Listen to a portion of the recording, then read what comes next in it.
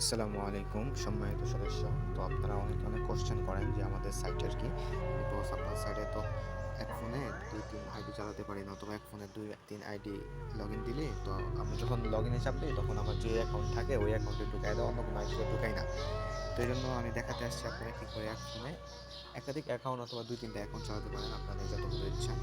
তো সেজন্য আমরা চলে যাবো আমাদের রেফার লিংকে। তো রেফার লিংকে ক্লিক করার পর আমাদের নিয়ে যাবে সরাসরি সাইডে।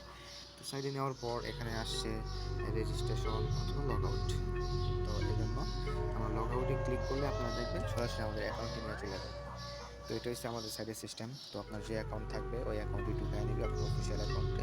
তো আপনাদের নিজের লগ আউট করে অন্য একটা অ্যাকাউন্টে ঢুকতে হবে অথবা অন্য একটা অ্যাকাউন্ট খুলতে হবে। তো সেজন্য আপনারা সরাসরি চলে যাবেন আপনাদের থ্রি ডটে।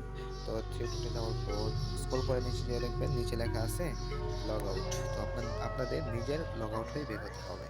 তো লগ আউট করে বের হওয়ার পর তো এখন আপনি অন্য একটা অ্যাকাউন্টে ঢুকতে পারেন। যেমন আমারটা সেভ করা আছে, আমি সেভে চাপ দিছি, অন্য একটা অ্যাকাউন্টে ঢুকায় দিছে। তো দেখছেন ওই আইডিতে 0 ব্যালেন্স, এই আইডিতে 124 টাকা আছে। তো আপনাদের এভাবেই ঢুকতে হবে। তো আপনি যদি আবার এই অ্যাকাউন্ট থেকে বের হতে চান তাহলে আপনি আবার থ্রি ডটে ক্লিক করবেন। থ্রি ডটে ক্লিক করার পর আপনি আবার নিচে গিয়ে লগ আউটে ক্লিক করবেন। লগ আউটে ক্লিক করার পর আপনার এই অ্যাকাউন্ট থেকে বের করে দেওয়া হবে। আপনি নতুন একটা অ্যাকাউন্ট চাইলে রেজিস্ট্রেশনও করতে পারেন অথবা আপনি অন্য একটা অ্যাকাউন্ট লিখেও ঢুকতে পারেন। যেমন আমি লিখছি আমার অন্য একটা অ্যাকাউন্টে আবার ঢুকছি।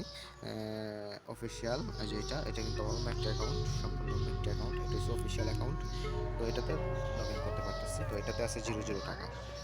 তো আপনারা এভাবেই বারবার এক অ্যাকাউন্ট থেকে অন্য অ্যাকাউন্টে লগ আউট হয়ে যেতে হবে।